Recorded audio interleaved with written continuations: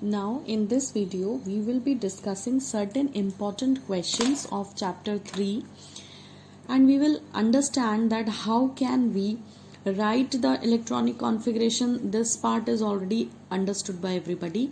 Now in extension to this topic, in third chapter majorly we were talking about modern periodic table. तो जब periodic table को analyze करते हैं तो मैंने आपको पीरियोडिक टेबल वाले वीडियो में बता दिया था कि जितनी भी हॉरिजॉन्टल रोज होती हैं उन्हें हम पीरियड्स बोलते हैं. वो होती हैं 7. तो इसीलिए मॉडर्न पीरियोडिक टेबल में कितने पीरियड्स होते हैं? 7 पीरियड्स. और जितने भी वर्टिकल कॉलम्स होते हैं वो सभी क्या कहलाते हैं? ग्रुप्स कहलाते हैं. तो 18 वर्टिकल कॉलम्स थे मॉडर्न पीरियोडिक टेबल में जिन्हें हम ग्रुप्स कहते हैं. तो हमने अभी तक क्या चीज सीखी है? हमने इलेक्ट्रॉनिक कॉन्फ़िगरेशन लिखना सीखा, वो सेकंड चैप्टर में ही सीख लिया था. और यहाँ आने के बाद हमने मॉडर्न पीरियोडिक टेबल का आउटलाइन पढ़ा and then we came to know कि मॉडर्न पीरियोडिक टेबल को 4 पार्ट्स में डिवाइड किया गया है and that is S block, P block, D block and F block. Now if question comes कि you will have to write the electronic configuration of the element and these are the data. This is actually the data which is provided for solving the question. और फिर आपसे कहा कि आप ये भी बताइए, you have to predict their period, group and block. Means वो पीरियोडिक टेबल के किस पीरियड में है, किस ग्रुप में है और किस ब्लॉक में है. अगर ऐसा क्वेश्चन आता है तो how will you solve it?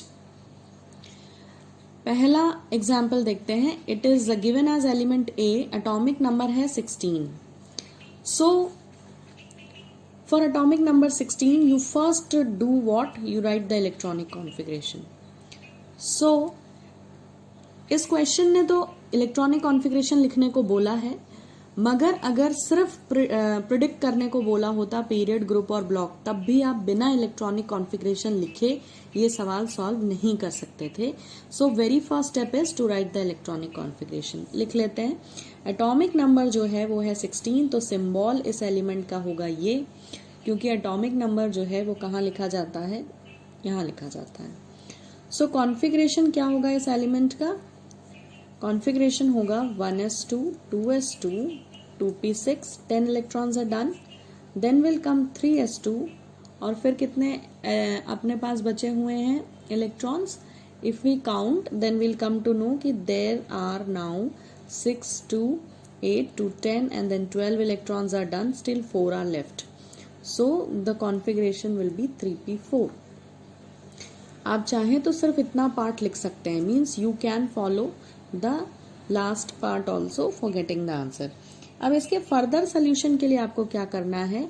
जो भी लास्ट सबशेल है जो एलिमेंट का इलेक्ट्रॉन रिसीव करती है उसे अंडरलाइन कर लें.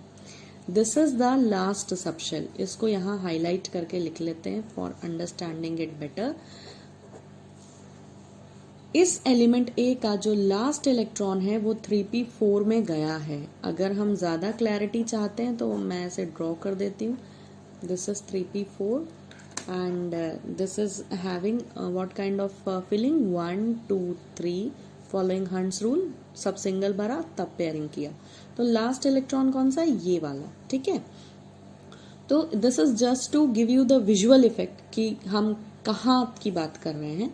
तो कुछ ऐसा अरेंजमेंट है.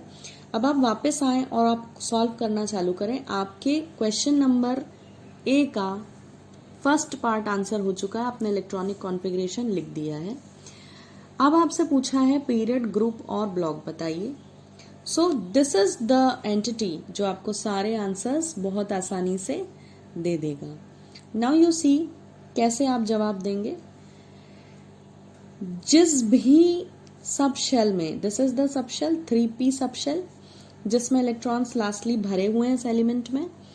तो जिस भी सब शेल में इलेक्ट्रॉन्स लास्ट में भरे हैं उसके पीछे आप देखिए कि कौन सा अल्फाबेट लिखा है. वो या तो s होगा या p होगा या d होगा या f होगा. यहाँ पर वो p है. तो जो भी अल्फाबेट लिखा हो उसी ब्लॉक में वो एलिमेंट होगा. यानी कि ये जो एलिमेंट है ये p ब्लॉक में होगा. किस में होगा? p ब्लॉक में. क्योंकि मॉडर्न पीरियोडिक टेबल कि जो सेटिंग है, जो उसमें एलिमेंट्स जमाए गए हैं, अरेंज किए गए हैं, वो किस हिसाब से किए गए हैं, वो इसी हिसाब से किए गए हैं कि जिस भी सब शेल में लास्ट इलेक्ट्रॉन जाता है, एलिमेंट उसी ब्लॉक में पाया जाता है। जैसे इसका last electron p subshell में जा रहा है तो ये कहाँ पाया जाएगा, पी ब्लॉक में। एक और चीज ध्यान दें, जो भी नंबर पी के ऊपर लिखा है, यहाँ लिखा है 4, ऑल्दो ये हमसे पूछा नहीं है बट स्टिल हमारे लिए बहुत आसान हो जाएगा सॉल्व करना, तो मैं बता देती हूँ कि जो भी नंबर यहाँ लिखा है वो ये बताता है कि पी ब्लॉक की कौन सी लाइन में ये एलिमेंट आपको मिलेगा। तो पी ब्लॉक की 4th लाइन में आपको ये मिलेगा। मैं इस पर वापस आऊंगी थोड़ी देर बाद और मैं आपको इसका यूज बताऊंगी कि मैंने ये क्यों लिखा जबकि ये पूछा नहीं गया है क्वेश्चन में। नाउ सी फर्दर, अब यहाँ पे लिखा हुआ है 3। इस 3 की क्या वैल्यू है? तो एक्चुअली अभी हमारे 2 पार्ट्स तो आंसर हो गए हैं। हमने इलेक्ट्रॉनिक कॉन्फ़िगरेशन लिख दिया है, हमने ब्लॉक लिख दिया है, बट अभी हमें ग्रुप और पीरियड बताना बाकी है। तो ये जो नंबर लिखा है, यानी सबशेल के आगे जो नंबर लिखा है, ये जो नंबर है वो हमें किस चीज की वैल्यू देता है? ये हमें n की वैल्यू देता है। Here n is equals to 3। और हमें बहुत अच्छे से पता है कि पीरियड ऑफ एनी एलिमेंट, किसी भी एलिमेंट का अगर आपको पीरियड बताना है तो आप उसका क्या देखें? प्रिंसिपल क्वांटम नंबर देखें। या सिंपल इजी वर्ड्स में अगर मैं बोलूं तो ये जो नंबर है, जो n की वैल्यू है, वो ही नंबर क्या कहलाएगा? आपका period number. So this 3 represents the period of this element. Means ये एलिमेंट किसको बिलोंग करता है? ये 3rd पीरियड को बिलोंग करता है। अगर इसे वर्ड्स में लिखें तो क्या लिखेंगे? इसे लिखेंगे period of the element is represented by the principal quantum number. ठीक है, प्रिंसिपल क्वांटम नंबर क्या होता है? n से रिप्रेजेंट होता है और वो यही नंबर होता है। तो जो है प्रिंसिपल क्वांटम नंबर जो भी है आपका, वो आपका पीरियड नंबर के बराबर होगा। So this number represents the period number. अब आता है एक लास्ट पार्ट। आपने इलेक्ट्रॉनिक कॉन्फ़िगरेशन लिख दिया, आपने ब्लॉक बता दिया, आपने पीरियड बता दिया। अभी क्या बचा है? अभी बचा है ग्रुप बताना, और वो बहुत इंपॉर्टेंट है, ऑल्दो बहुत इजी भी है। ग्रुप बताना बचा हुआ है। ग्रुप बताने के लिए मेरे पास 2 तरीके हैं, जो आपको इजी लगे वो आप फॉलो कर सकते हैं। यहाँ पे मैंने एक छोटी सी लाइन लिखी थी कि ये जो ऊपर नंबर होता है ये बताता है कि पी ब्लॉक की 4th लाइन में ये एलिमेंट है। तो 4th लाइन का मतलब क्या हुआ? देखो, पी ब्लॉक में टोटल 6 लाइन होती है। अगर आपने पीरियोडिक टेबल वाला वीडियो ध्यान से देखा है तो आपको पता होगा कि 6 लाइन होती। 6 क्यों होती? क्योंकि पी ऑर्बिटल में 6 इलेक्ट्रॉन आ सकते हैं। तो 6 लाइंस होती हैं और उनका नंबर होता है 13। पी ब्लॉक की पहली लाइन 13 है, यानी पहला ग्रुप जो है वो 13 है, 13th group, then 14, then 15, then 16, then 17 and then 18। तो ये टोटल 6 हैं। आपका एलिमेंट कहाँ बता रहा है? मैं कहाँ हूँ? मैं 4th लाइन में हूँ। 4th लाइन कौन सी है? अगर हम ध्यान से देखें तो पहली, दूसरी, तीसरी, चौथी, ये आपने निकाल लिया है कि ग्रुप है 16th ग्रुप। एक तरीका तो ये हुआ, ये एक इनडायरेक्ट तरीका है। अगर किसी को इजी लगता है तो वैसे कर सकता है, अदरवाइज मैं आपको इसके लिए एक रूल बता देती हूँ, आप इसको वैसे भी कर सकते हैं। So how to follow the rule and get the number of the group. तो अगर आपका एलिमेंट पी ब्लॉक में है तो आप ग्रुप नंबर कैसे बताएंगे, कैसे प्रिडिक्ट करेंगे? बहुत सिंपल सी बात है कि in case the element belongs to p block, हमें यहाँ से मिल गया है ब्लॉक, तो हमें पता है कि हमारा एलिमेंट कहाँ बिलोंग कर रहा है? पी ब्लॉक को बिलोंग कर रहा है।